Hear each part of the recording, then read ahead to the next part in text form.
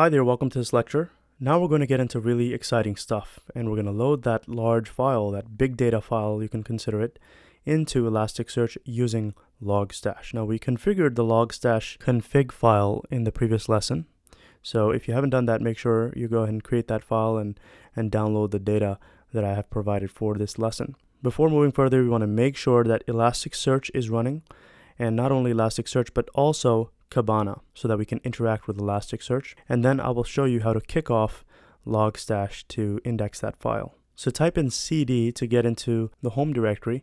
If you do an ls, you'll see that that's exactly where we are at this point. And we have Elasticsearch. We need to run that first, and then we need to run Kibana. So let's go into the Elasticsearch folder, do an ls, and you'll see all the files. We want to run bin/Elasticsearch. Hit enter, and Elasticsearch will get started. It may take 10, 15, maybe 20 seconds for Elasticsearch to start up. And there we go. Elasticsearch has initialized. So the next thing we need is Kibana. So I'm just going to open a new terminal. We'll go into shell and we'll open a new tab. We're still in the Elasticsearch directory, so let's go back one step, cd ... and do an ls to see we're in the home directory. Then go into Kibana, do an ls, and then the file that we want to run is bin/Kibana, just like that. And that will start Kibana.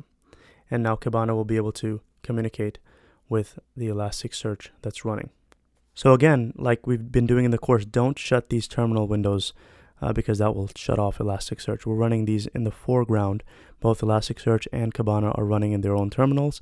Leave them up. Don't close these terminals. So now that we have both of these up, the Elasticsearch and Kibana, let's navigate over to this URL, http localhost 5601. This is where Kibana will be running. So hit enter, and here we are inside of Kibana.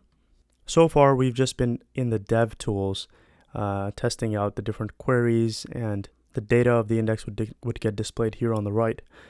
But there are plenty of other features that Kibana offers. You can create a dashboard that looks like a very, very nice collage of different charts. You can set up your charts and have them in the dashboard, and you create these charts in this visualization tab, visualize, and you can discover new data in this discover tab. So all of these basically require us to first configure an index pattern. So we need to state what the index name is going to be. By default, the index name that Kibana expects is Logstash, but from the previous lecture, if you recall, we gave the name cars to the index that Logstash is going to be indexing data into. So that's the name that we need to use in the index pattern once that index has been created in Elasticsearch, and it's going to be called cars. And only then we'll be able to configure that index to work with our dashboard and create different charts. And you'll see that it's pretty cool features. We'll see that after we start indexing the data. So how do we index the data using Logstash? Well, in the previous lesson, we defined this Logstash configuration file. And this is the file that Logstash is going to use to figure out where to get the data from and where to index it. We specify the Elasticsearch host URL, and then the index name, which in this case is called cars, and the type of document each one of those records is going to represent, which is sold cars. So we got the input as well as the output defined in this Logstash configuration file. And when we kick off Logstash, we're going to refer to this file so that Logstash knows where to get the data from and where to put it. Let's head over back to the terminal and open a new tab. Just click on this plus sign if you're using the Mac and go one step back to the home directory and navigate into this Logstash folder. So cd logstash, do an ls, and here inside of bin, if you cd into bin, we're going to be running this Logstash application with the configuration file so that Logstash will know which Elasticsearch instance we need to load cars.csv file into. So let's go just one step back so that we're in the home directory of the Logstash. And I'm just going to clear the screen here so that we get a fresh prompt. We're going to need to type the following command. When we're in the Logstash directory, right, this is the Logstash directory, we type in bin/Logstash -f, identify where our configuration file is. And that was defined in the data folder in my home directory. Remember, We did that in the previous lesson. In my home directory, in the data folder, this is that guy, logstash_cars.config. So we need to mention the entire directory. It's going to be users/imtiaz/data/logstash_cars.config. Remember, before we hit enter here, you have to make sure that Elasticsearch is running. Logstash is going to take that file that we defined in this config file and load all of those records into Elasticsearch. Okay, so let's hit enter, and you'll probably hear my computer make this hissing sound because it's going to work very hard to load all of those records. So if it gets a little noisy as I speak here on the mic, understand that it's my computer really working hard to load that file. So let's see what happens here. Okay, it's saying starting the pipeline, and pretty soon we're going to start seeing records. Yep, there you go. Our data has begun indexing into Elasticsearch. Now it may take some time. We have well over 1 million records. I think it might be over 3 million records. So it'll take at least 10-15 minutes, maybe even more, to load all of this data into Elasticsearch. But pretty soon you're going to start hearing my machine make a hissing sound because it's working so hard to get all of this data in there. Okay, so we got Logstash now indexing into Elasticsearch, and Kibana, we can use this to monitor the progress. So let's go back to the dev tools, and the index that we defined in the configuration file was cars, right? So we could just do cars, get cars, hit play, and notice that the mapping was created, right? Logstash created this mapping, and the type for this, in the mapping section, we created a type called sold cars. So each one of those records from the CSV file is a type of sold car. So that's the type for the document that is going to be indexed into Elasticsearch. And there are a couple of fields that Elasticsearch tags onto each document, and you can check them out in properties here. One of them is timestamp, then there's a version field, and you'll recognize some of these other ones: body type, date created, door count, engine displacement, engine power, fuel type. These are our fields from the CSV file. Remember? The maker, the manufacturer, year, and so on. So it was able to configure all of this information for us in Elasticsearch. So to see the data, let me just do a match all query here. Query, and then specify a match all. And we need to specify the endpoint /_search, okay, to search the index. So let's hit play, and this is all of the data that's making its way into the index. So far, we've got a total of 721,000 documents indexed. If you hit play again, you'll notice that this number is incrementing. See that? It's updating. So pretty good. This is happening real time. We can use the count endpoint, right? COUNT count. And we don't even need this query here. We can run this simply to see the documents being indexed. See that number changing right here? So documents are coming into our cluster real time. So if we go to the Discover tab and we specify the index, which is now defined, we can actually check out some of the data that has been making its way into the index. Let's click on Create. And notice that it was able to recognize all the fields from the mapping that Logstash created. All right, so this Kibana is now looking at the index structure defined in Elasticsearch and coming up with these fields and showing what are the different fields. So remember, price euro was configured as a number, and stuff like mileage is also a number. Seat count and door count and engine power is a number. The rest are all strings. Let's go back to the Discover tab, and you'll see that this is some of the data. Now it displays it in sort of a single line, all of the fields such as door count, seat, transmission, and model, and so on. So you can expand each one of these. Each one of these is a record that is going to be considered a document in Elasticsearch. So if you expand this with an arrow, you'll see each one of these fields. So we can actually create a tabular representation of the data. For example, let's say we want to see the maker. You can click on this toggle column in table. Click that, and notice above here we got maker. The next thing we can check out is the fuel type. So click that, we got diesel, and then we also want to see, for example, the manufacturer year. So that's another column that's been added. Let's get the price in euros. Let's toggle that table column, and there we go. We get the price in years for this particular model. Now in this case, it's an empty field. There's nothing in this particular record. But if you close this, you'll see that there are other models here, Jeep and Fiat and Mercedes-Benz.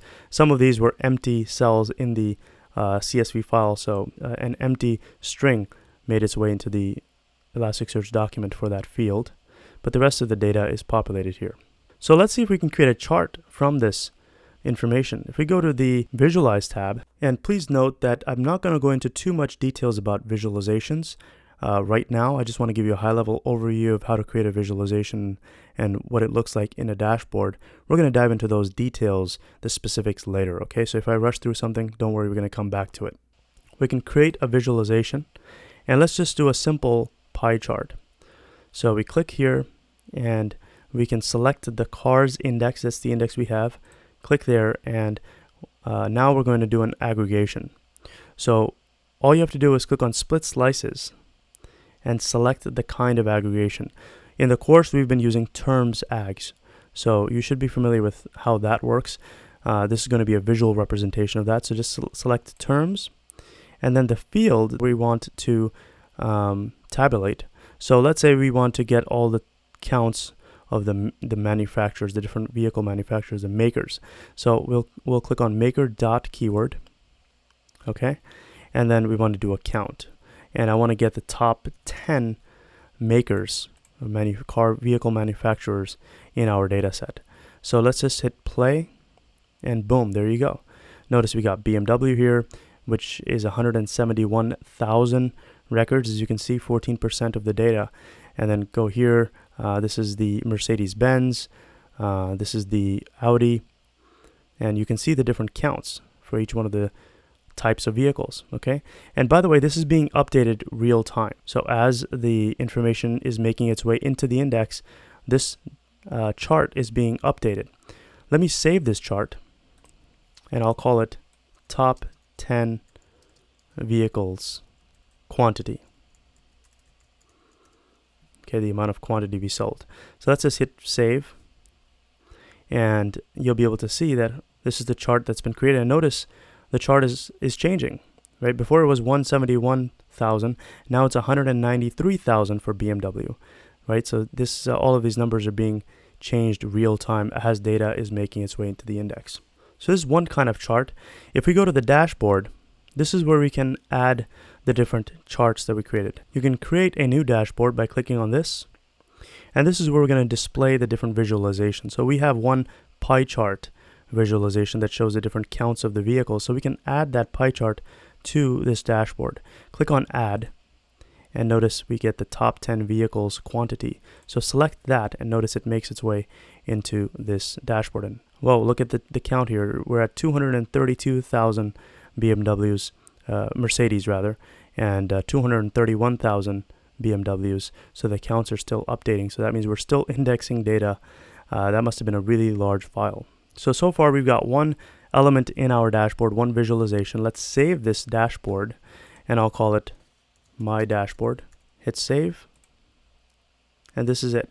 We can go back to the Visualize tab and create a new visualization. I'll go back to Visualize and click on this plus sign.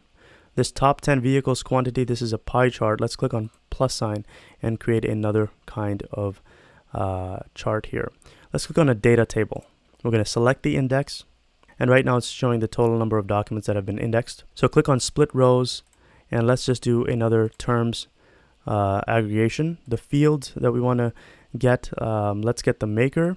I'm also going to add another bucket, and this time it's going to be terms aggregation as well. And instead of maker, I'm going to have the model right here, model.keyword. And the metric for the maker is a count. The metric for the model is going to also be a count. And let's just hit play, and there we go. This vehicle's model is called Octavia. Its maker is Skoda. I'm not sure too much about that model. I don't know what that is. Volkswagen Golf. These are some of the cars that I'm familiar with, and you can check them all out by paginating through this. So let's just save this visualization as well. I can click on save, and we'll call this top 5 manufacturers, and just hit save. Let's go back to the dashboard and add that visualization. So we can go to edit, add, and notice we got top 5 manufacturers. So there you go. This is our table, and we'll save this visualization, this dashboard. We'll save it. So now our dashboard has 2 different elements. We have the vehicles pie chart, and we have a tabular format for the different vehicles and the models, as well as the quantity that were sold. And I think we should almost be done indexing. Volkswagen is at 297, BMW is at 266, Mercedes is at 251,000. So, and I hear my computer quieting down now, so it may have been finished indexing, hopefully. So let's go back to the dev tools and run this count command again. So far we got 3,552,913 documents, and I think that's it, because this number is not updating anymore. That was the total number of documents we had in that CSV file. So we've indexed all of that data into Elasticsearch. We've created a dashboard here with 2 visualizations, and we click on the Visualize tab to create each one of those visualizations, okay? And you can go one step back by clicking on Visualize here, and this will show the 2 visualizations that we created. One of them is a pie chart, and the other one is a data table. So this Kibana tool is not just used for, querying Elasticsearch. You could do so much more with this. You can create these fancy visualizations, create a dashboard, some really cool stuff. So we're going to explore more features of Kibana. We're going to create different types of charts. These are just 2 sample charts. And to be honest, you may have noticed that I was sort of zooming through creating these 2 charts, because I wanted to give you a high-level overview of what Kibana is all about.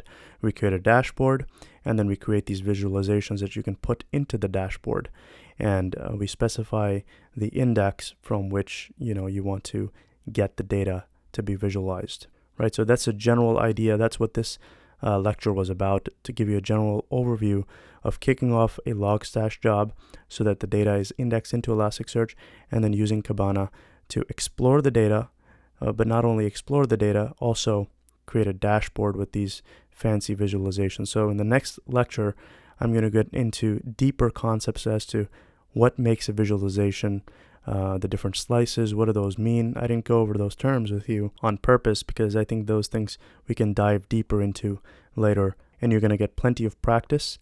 And I'm going to slow down a bit in terms of defining what is a slice, what are the different types of aggregations that you can use, and how to make really cool, fancy infographics. So stay tuned. We're going to continue on this subject in the next lecture. Thanks for watching. I'll see you soon.